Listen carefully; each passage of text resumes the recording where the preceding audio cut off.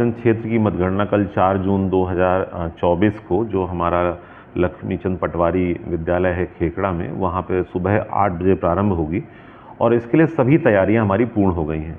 बागपत लोकसभा में 5 विधानसभा निर्वाचन क्षेत्र टोटल हैं, जिसमें से एक मोदीनगर गाजियाबाद में और सिवालखास मेरठ में है और 3 विधानसभाएं जनपद बागपत में हैं।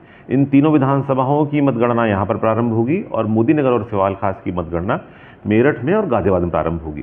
इसके अलावा जनपद मुख्यालय बागपत में जो खेकड़ा कॉलेज में हमारा जो विद्यालय है, उसमें पोस्टल बैलेट के लिए भी एक पूरा हॉल है, जिसमें पोस्टल बैलेट जो हमें अभी तक प्राप्त हुए हैं करीब 6000 के आसपास हमारे जो सैनिक हमारे हैं, केंद्रीय सशस्त्र बल के लोग हैं, उनसे प्राप्त हुए हैं और 928 जो हमें होम वोटिंग से या फैसिलिटेशन सेंटर से जो मिले थे। तो करीब 7000 मतों की मतगणना पोस्टल बैलेट की भी होगी, जो कि उसी परिसर में होगी। तो इस प्रकार से हमारे 4 काउंटिंग हॉल में हमारी तैयारियां पूरी हो गई हैं और मतगणना की तैयारियों के क्रम में कल सुबह 8 बजे से मतगणना होगी। इससे पहले हमारे सभी राजनीतिक दलों के साथ में बैठक भी हो गई है। प्रत्याशी गणों ने अपने एजेंट बना लिए हैं, उनको पासेस इशू किए गए हैं, सभी कर्मचारियों की ट्रेनिंग हो गई है, कलेक्ट्रेट में भी ट्रेनिंग कंप्लीट हो गई है और हमारे पूरी टीम दृढ़ प्रतिज्ञ है कि इसको पारदर्शिता से, निष्पक्षता से और त्वरित गति से किया जाए।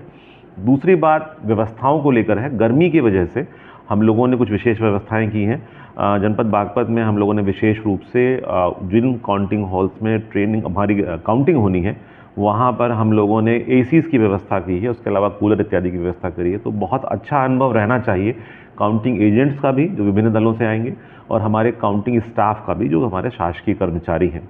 तीसरी बात सुरक्षा को लेकर है।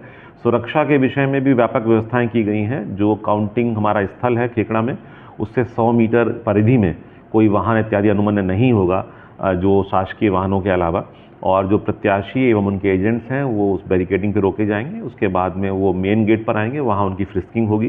फ्रिस्किंग के बाद में बिना मोबाइल के ही जाएंगे। प्रत्याशी और काउंटिंग जो चीफ इलेक्शन एजेंट है, वो सिर्फ अपना एक मोबाइल पब्लिक कम्युनिकेशन रूम में जमा कर सकते हैं और बाकी सभी लोग मतगणना हॉल में किसी को अनुमन्य नहीं होगा, सिवाय उनके जो आयोग से अनुमन्य हैं। हम आशा करते हैं कि कल हम लोग इस विषय में, पोस्टल बैलेट में समय लगता है काफ़ी, क्योंकि पोस्टल बैलेट की संख्या काफ़ी अधिक है और प्रदेश में इस समय तक सर्वाधिक है। तो उसके क्रम में हम मान के चलते हैं कि 2 से 4 बजे के बीच में हम पोस्टल बैलेट की गणना खत्म कर लेंगे और ईवीएम की गणना कुछ उससे पहले भी पूर्ण हो जाएगी। तो हम आशा करते हैं कि हमारा जो मतगणना परिणाम है, कल वो 2 से 4 के बीच में हम लोग दे सकेंगे और जिसको जनता ने सर्वाधिक वोट दिए होंगे लोकतंत्र के मानकों के अनुसार, भारत निर्वाचन आयोग के मानकों के अनुसार, वो विजयी घोषित किया जाएगा।